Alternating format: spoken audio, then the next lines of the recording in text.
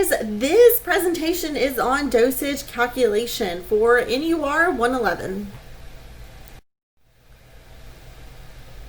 So why do you need to learn about how to calculate dosages? It is estimated that 98,000 people die every year from medication errors in the hospital. More people die from these errors than from vehicle accidents, breast cancer, AIDS, or workplace injuries. And the cost is greater than $3.5 billion annually. That's a lot of money. So what can you do to prevent these dosage errors? You can practice dosage calculation and make sure that you have a firm understanding of how to calculate medications. As a nurse, you will be converting available units of volume and weight to desired doses.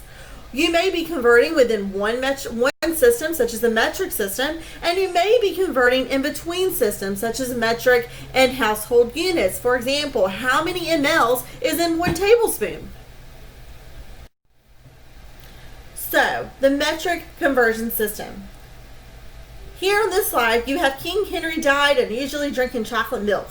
That is an easy way to remember how to convert between kilograms to milligrams or from grams to milligrams. Your base is going to go in the middle underneath unusually. So right here is where my base is located. So perhaps you have a question where you need to convert 2 grams, for example, to milligrams. And I need to find out how many places I'm going to move my decimal. So it is understood that where there is the 2, there is a decimal located directly behind it. So you're going to move that decimal places 1, 2, 3 spots to get to milligrams. I'm going to put 3 zeros behind that to get to 2,000 milligrams. So 2 grams is equivalent to 2,000 milligrams. And 2,000 milligrams is equivalent to 2 grams.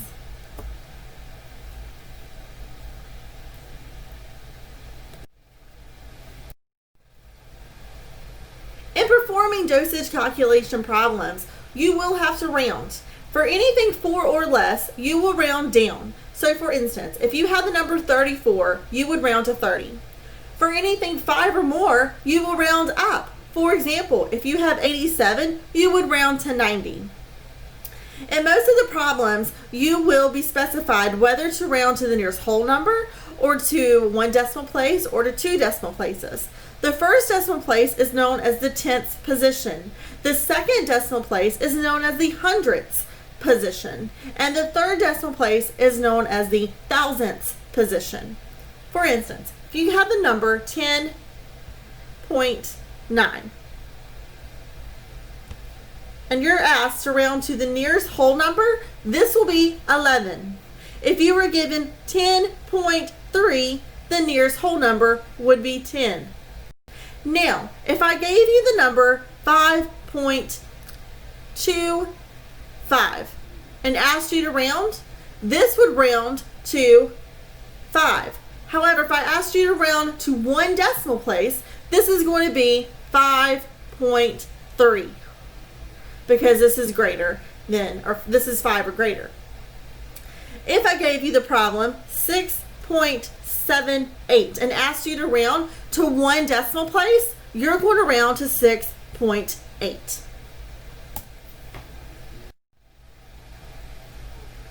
So here we have what position each numbers are in. Anything after the decimal place will end in THS. So the 4 is in the 10th position, the 5 is in the 100th position, the 6 is in the 1000th position. And you can see the other ones listed. Anything on the left side of the decimal place is known as ones, tens, and hundreds. Alright, so we have a couple of questions here that we're going to be able to practice with the King Henry died by drinking chocolate milk. I'm going to go ahead and write that down on the bottom of the slide.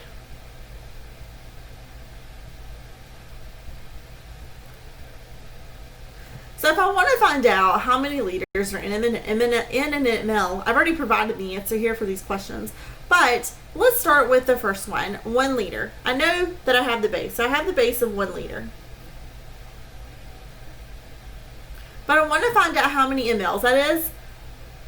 I'm going to have to put my decimal place goes right behind the 1, and I'm going to move it 1, 2, 3. 3 places. 1, 2, and let's delete the liter here.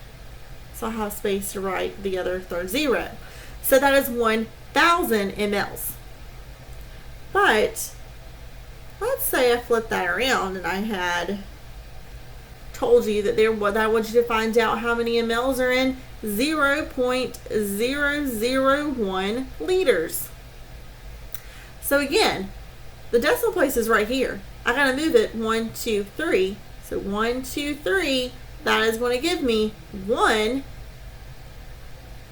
ml. Now I want to complete the third problem on this slide. The third problem is milligrams to micrograms. This is a formula that you're just going to have to memorize. There is 1,000 micrograms in 1 milligram. And I want you to figure out how many micrograms are in 2 milligrams. And this is a very basic problem. So X micrograms. You're going to cross multiply. So you're going to say 1,000 times 2. That is going to give you 2,000. Divided by 1, that is going to give you still 2,000 micrograms. So there is 2,000 micrograms in 2 milligrams. Now this was very simple, and the problems will get more complex as we go forward. So now we're on question 2. And you will see there's prescribed and there is available. So the provider has prescribed penicillin 500 milligrams for this patient every 6 hours. But we only have available 250 milligrams per tablet. So I'm going to write down that we have 250 milligrams in 1 tablet. But I got to get 500 milligrams. So how am I going to get there? So I'm using ratio and proportion to complete this problem. So all I'm doing is saying 500 times 1, which is 500, divided by 250, gives me 2 tabs. So I would give 2 tabs.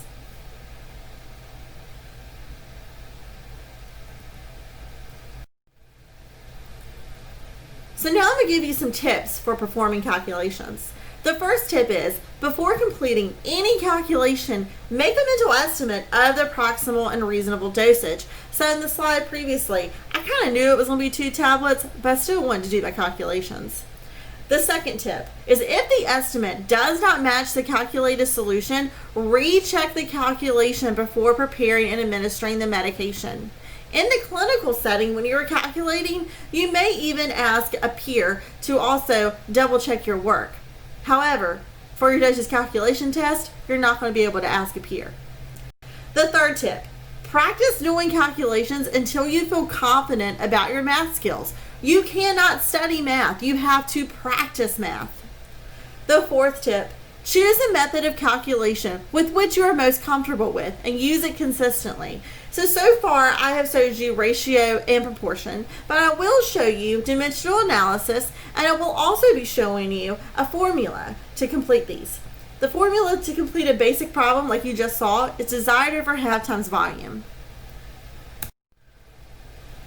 So the 3 methods that you can use is ratio and proportion, the formula method, or dimensional analysis. So I just showed you the ratio and proportion method, and now we're going to learn more about dimensional analysis and the formula method. So to review the ratio and proportion method, proportion is an equation that has 2 ratios of equal value. So here you see that the provider prescribed acetaminophen 500 milligrams, and what is available is 250 milligrams per 1 tablet. So here we put both units of milligrams on the top, and we put tablets on the bottom. So we have 250 milligrams per 1 tablet, and the provider wants us to give 500 milligrams, but we don't know how many tablets that are. So we cross multiplied 500 times 1 tablet divided by 250, and we arrived at the answer of 2 tablets. So the formula method. You must memorize the formula method. And the formula method is desired over Hab times quantity equals the amount to give. And you see that here in the gray area. So all units must be the same before performing calculations. So we have the same problem below. 1,000 milligrams, and we have available 250 milligrams in one tablet. So we have desired 1,000 milligrams, and we have available 250 milligrams per one tablet. And we're asked how many tabs will we give. So 1,000 divided by 250 times 1 gives us 4 tabs. So now let's learn about dimensional analysis. So in dimensional analysis, there's no need to memorize a formula. Some students find this easier, and here are the steps to complete dimensional analysis. The first step is identify the unit of measure that you will need. Estimate the answer in your head. Third, place the name or appropriate abbreviation for X on the left side of the equation. Fourth step is place available information from the problem in a fraction format on the right side of the equation. Place the abbreviation or unit that matches what you are going to administer in the numerator. Look at the medication order and add other factors into the problem. Set up the numerator so it matches the unit in the previous denominator. Cancel out like units of measurement on the right sides of the equation. You should end up with only one unit left in the equation, and it should match the unit on the left side of the equation. Reduce to the lowest terms if possible and solve the problem or solve for X. And label your answer and compare your estimate from step 1 with your answers in step 2. So here's an example of dimensional analysis. The provider has prescribed 1 gram of acetaminophen, but we only have available 250 milligrams every 5 mLs. And we want to get teaspoons. So far we have 1 gram over X dose. And I'm going to rewrite this on the bottom. So 1 gram, and we don't know the dose. So we're going to set up another formula. So we know that there's 1,000 milligrams in 1 gram. If you didn't know that, use the King Henry died by drinking chocolate milk conversion. So here my grams will cancel out, leaving it only in milligrams. But there's 250 milligrams in every 5 mLs. So I have to do another conversion of what we actually have available. So 250 milligrams is going to go on the bottom, and 5 mLs is going to go on top. So here, as you can see, the milligrams also cancel out again. But the problem wants me to get into teaspoons. So right now I have mLs, but that's not what I need to get to. So I got to do another conversion. So I know, and this is straight memorization from one of the previous documents that you will find in the virtual classroom. So you have 1 teaspoon is equal to 5 mLs. So my mLs will cancel out. So then I'm going to multiply straight across and divide what is on the bottom. So get your calculators ready.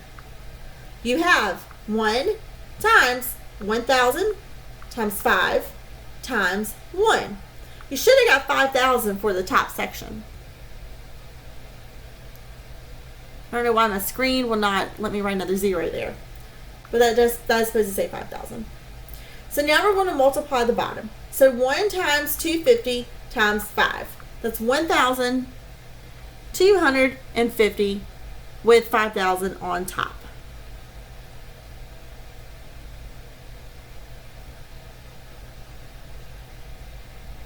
Okay, I rewrote that, so hopefully you can see it. So 5,000 divided by 1,250. That should have gave you 4 teaspoons. And that would be your correct answer.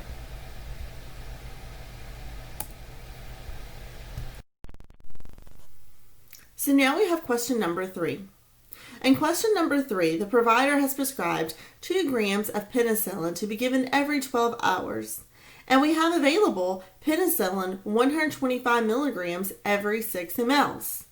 We need to find out how many tablespoons the nurse will administer, and we must round to the nearest tenth, which is 1 decimal place. So this is the question for number 3, and here's the answers. So for the ratio and proportion version of this, we converted the 2 grams to 2,000 milligrams. And for the available portion, the 125 milligrams in every 6 mLs, I used my conversion for tablespoons to mLs, and you will find that on a previous document located in the virtual classroom.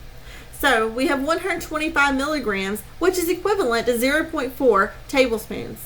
So I wanted to find out how many tablespoons I needed to administer. So I wrote 2,000 milligrams x tablespoons times 125 milligrams to 0.4 tablespoons. And that gave me 6.4 tablespoons. This is using ratio and proportion. But keep going, and I'll show you how to use the other methods as well. So here we have the formula method. Again, I still had to convert the prescribed to milligrams and the available from mLs to tablespoons. And then I plugged it into my formula. So it was desired to give 2,000 milligrams, but I have 125 milligrams, and the volume to infuse of that is 0.4 tablespoons. So that gave me 6.4 tablespoons. Now keep going, and the next method we'll use is dimensional analysis. So here we use dimensional analysis. Remember, in dimensional analysis, the units that you want to cancel out have to go diagonally from each other. For instance, the grams was on top here and it was on bottom here. So they canceled out whenever I was calculating this problem. So we have 2 grams and we don't know the dose. Times that by 1,000 milligrams in 1 gram, because this is in milligrams. So I had to get rid of the grams. So next we have 6 mLs in 125 milligrams, because I'm trying to arrive at tablespoons, so I don't need my milligrams here. So then I was left in mLs, but that's not what I needed. I needed tablespoons. So I did my conversion, and I knew that there was 15 mLs in 1 tablespoon, so that was my next conversion. My mLs canceled out, which left me tablespoons, which gave me my answer.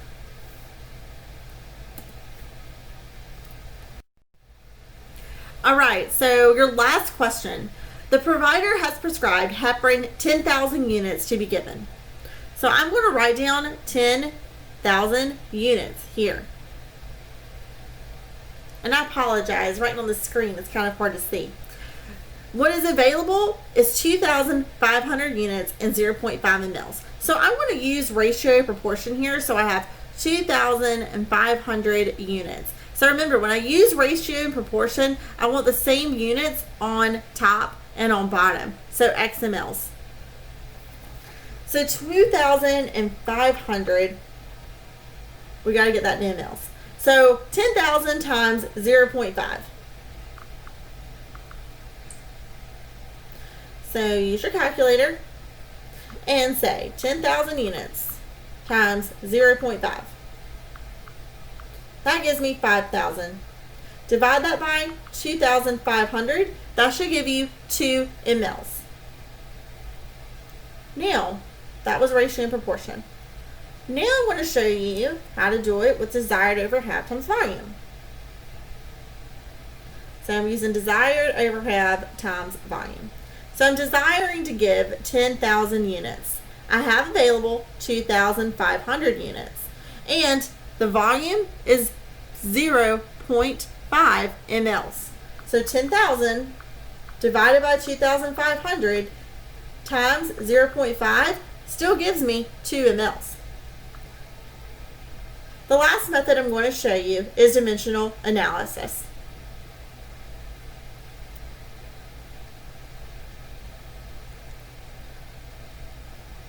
So I have 10,000 units. Sorry. Over X dose. And I want to get to mLs. Again, my screen's not letting me write a total L here, but that's supposed to be mLs. So 10,000 units times the dose. So my units are going to be across from each other here so they can cancel out. So I will put 2,500 units here. That's supposed to be a U. 2,500 units. So So my units cancel out. And I will have mLs, 0.5 mLs on the top here. So that's what I want to get my answer to. So let's multiply straight across. So 10,000 times 0.5 should give me 5,000 on top. And I still have the 2,500 on bottom. So let's divide. So 5,000 divided by 2,500 gave me 2 mLs. So as I stated previously, you must practice these problems. You cannot just study them. Also, find which method works best for you, whether that's ratio and proportion, dimensional over analysis, or desired over have. And stick with the method that you choose. You will have lots of practice before taking your dosage calculation test. And some things to remember when taking your dosage calculation test. Remember that there is never a trailing zero. And what I mean by that is, if you have 6 tablespoons that you're going to give, that is 6 tablespoons that you're going to give, not 6.0. The reason why we don't want the trailing zero is because somebody may not see this decimal, and they may confuse that for 60 tablespoons. Could you imagine what would happen if you gave your patients 60 tablespoons of something when they were only supposed to get 6? That would be a terrible thing to happen. Next, please use a leading zero if indicated. So if you're going to give 0.25 mLs of something, that should be wrote as 0.25 mLs instead of 25 mLs. Can you guess why? Because somebody may not see that decimal and mistaken that for 25 mLs and give your client 25 mLs when they were supposed to only get 0.25 mLs. That is a major difference. And again, these are medication errors that could potentially happen, so you want to prevent them. So, if it is a decimal, you're going to use a leading zero, but do not ever use a trailing zero. So if your answer is 650 mLs, use 650 mLs. Do not go 650.0 because that looks like 6,500. Some other things to remember when you're taking your dosage calculation test and also when you're doing these practices. Always pay attention to where to round. It will tell you round to the nearest whole number, round to 1 decimal place, round to 2 decimal places. It may say round to the 10th position or round to the 100th position. Review this PowerPoint or this video. Review the video. Do your practice questions. Consult with your instructor if you don't understand something. Dosage calculations can kill many patients if we do it incorrectly. So we must know this and we must perform this accurately.